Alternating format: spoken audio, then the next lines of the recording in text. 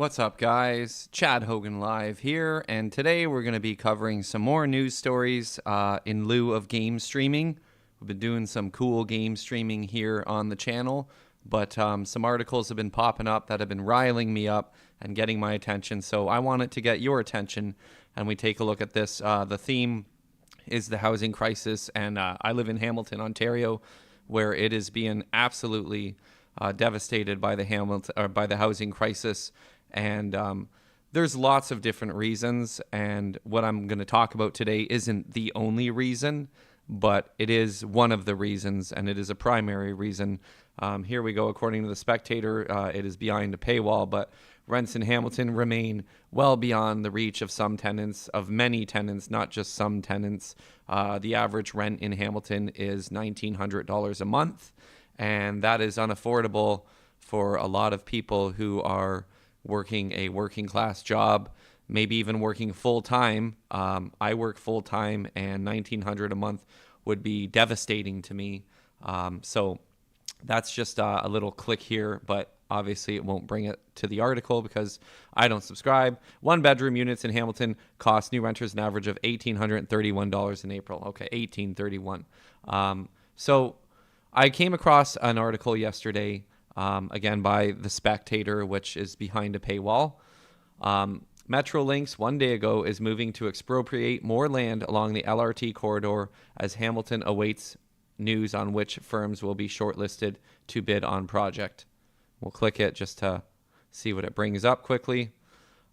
Transit agency has published a new list of partial property purchases or expropriations required for the light rail transit project. Now, the Hamilton LRT is an idea that the Liberal Premier in 2014, Kathleen Wynne, who has since left that position, been voted out, completely funded by the province. The LRT is supposed to bring light rail transit to Hamilton, which sounds great. I mean, it potentially could be.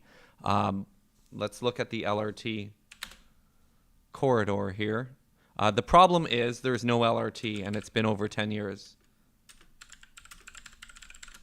It's been over 10 years, and the LRT has demolished over 60 properties along the way of this corridor here, along Main Street, which turns into Queenston from McMaster University to Eastgate Square. And basically, anyone who lives on a property that was in that vicinity has had to leave.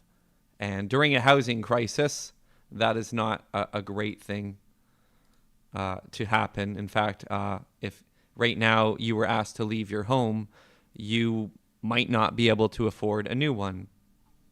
Here's an artist's conception of what it could look like. There's, an artist's conception downtown, King Street in Wellington. This is the corridor right here. And it starts off at McMaster or Eastgate, depending on which way you're going. Goes along Dundurn, downtown, Wellington, Wentworth, Sherman, Scott Park, Gage Park, Ottawa, blah, blah, blah, Queenston, Parkdale, Nash, and Eastgate. Now, over 60 properties along this corridor have been demolished in lieu of the LRT coming in. Those tenants supposedly were assisted by Metrolinx in finding new places to live. But again, if you rent a building, if you rent an apartment and you pay under $1,000 a month for rent, you're not going to find another apartment for under $1,000. Metrolinx will pay you for X amount of time to live somewhere else that in the long run is going to be extremely more expensive. In most cases, people are paying double the rent. And there's still no LRT. This is just an artist's conception. And I understand this sort of thing takes time, but people's lives are at stake. And when you see that Hamilton rents are jumping higher and higher, the average rent for a vacant 2-bedroom unit in Hamilton was $2,182. I mean, that's more than many working class people's wages. And here's an article from CBC about Riverdale in Toronto. Riverdale residents furious over Metrolinx's plan to seize homes. Residents say they have to vacate their homes by November 1st, 2025. Now, these are people's homes that they own. They bought and they own these homes.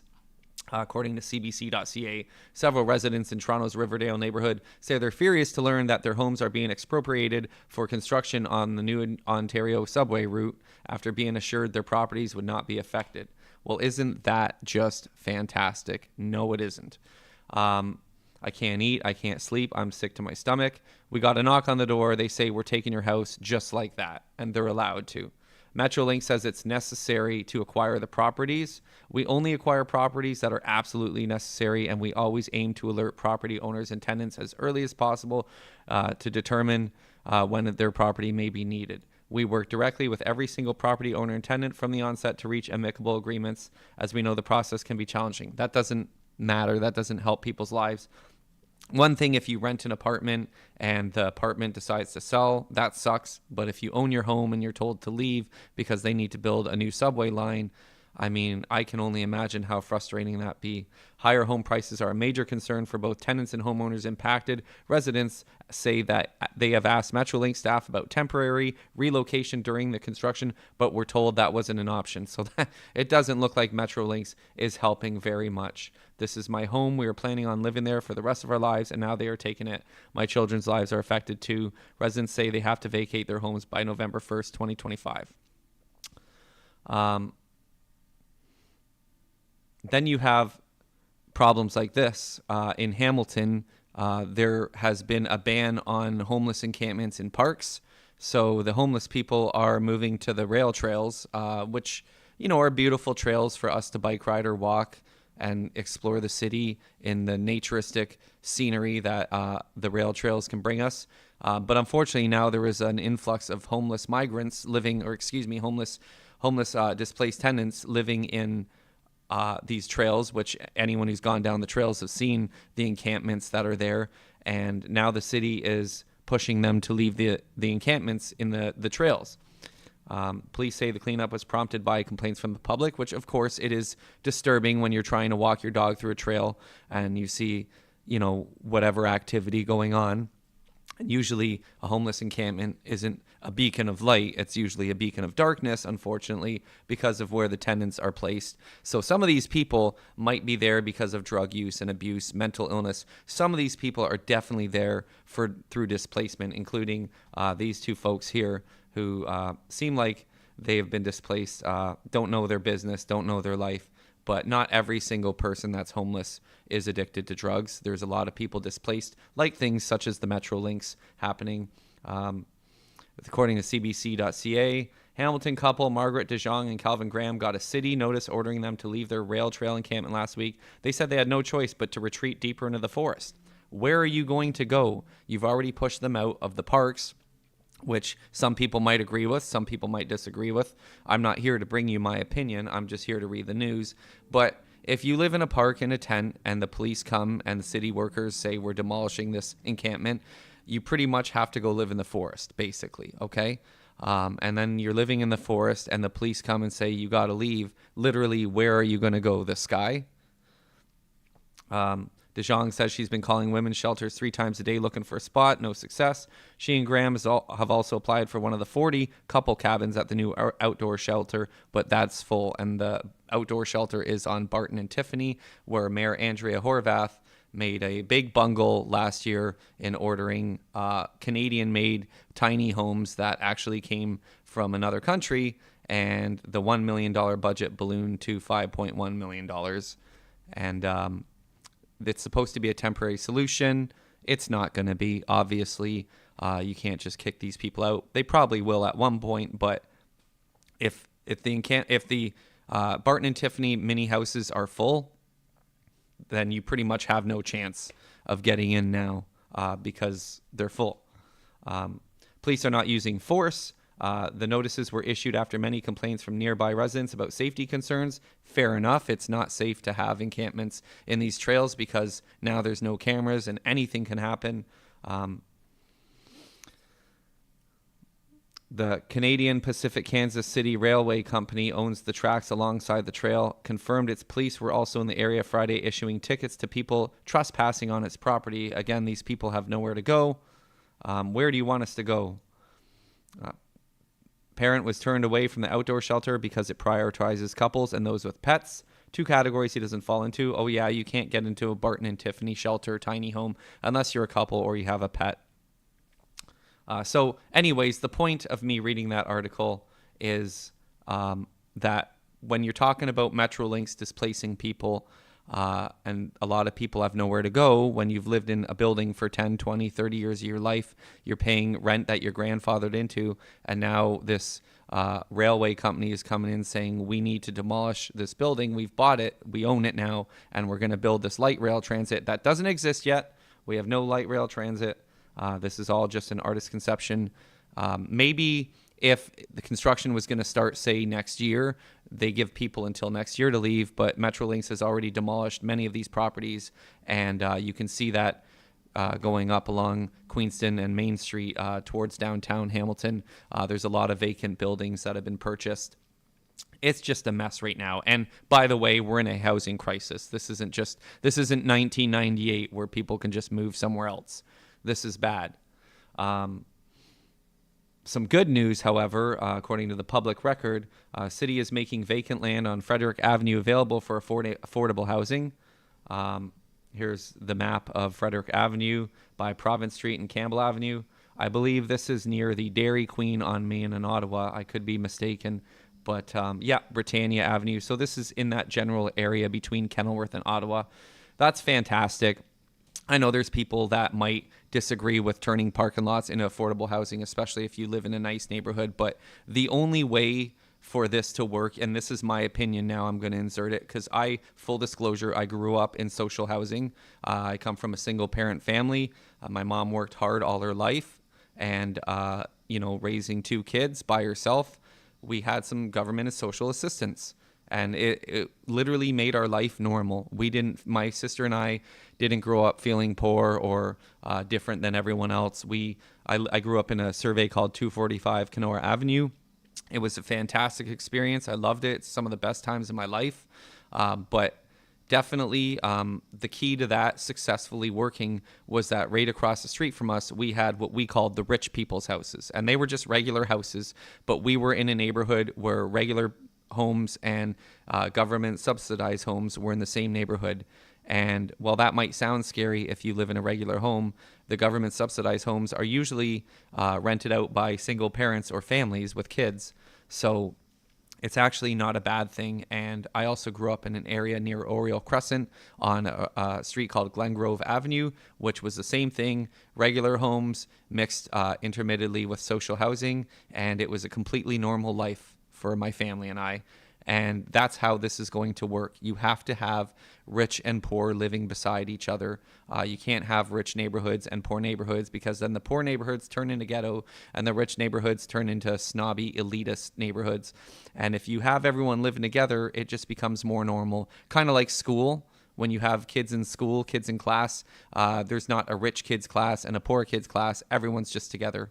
And that's how it should be.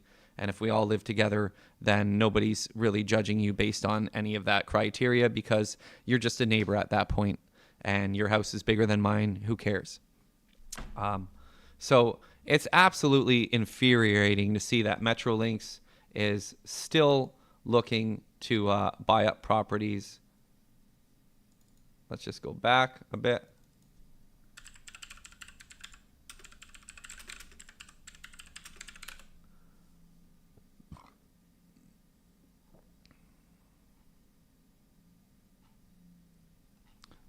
Excuse me, I apologize. One more try.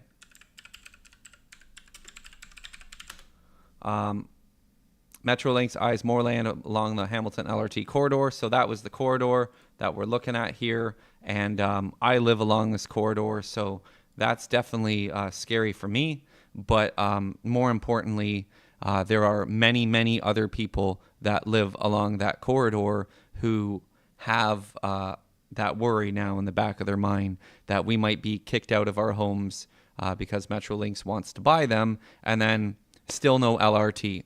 Now, I admit the LRT would be great for the city in a sense, where it is exciting that Hamilton would have a light rail transit, but how many people have to be displaced from their homes? I just can't understand why this is being allowed, why this is a thing, and why Metrolinx has so much power. Not enough people are voicing their concerns on this, so I want to be one of the voices out there voicing my concerns. This is a topic I will absolutely return to over and over again. Hopefully, Metrolinx's acquiring of the new properties, according to this article that's locked. I did get to read it once yesterday.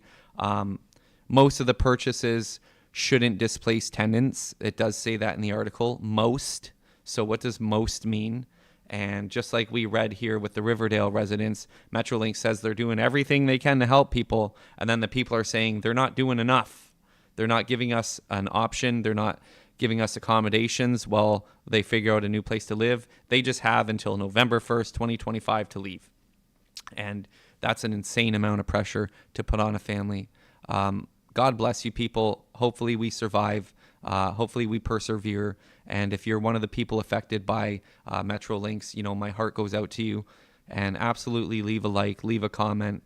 Let me know what you think, if you disagree with me or if you agree with me. And I really hope that this situation figures itself out, because although it was a good idea and LRT could be good for Hamilton, because it hasn't panned out yet, think of how much money it's cost so far with nothing to show for it. And think of how many people have been paid over this and still nothing is shown for it.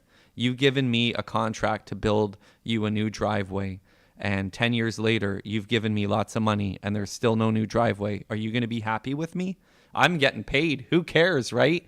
But you still have no new driveway. Oh, and by the way, we got to demolish all these homes around you to build this fancy new driveway. That wouldn't fly with most people. I don't know why this would. I know that's a weird example, but I'm just thinking off the cuff of my head right now, presenting you a news story from Chad Hogan Live. I put the live in Chad Hogan. Thank you so much for watching. We'll be doing more game streaming. I try and keep it positive and topical here, but definitely this has riled me up enough to want to talk about it this morning. So for now, God bless. I wish you would do, and I hope that everyone takes care and does their best during these trying times. Thank you so much for watching. Have a great day, everybody.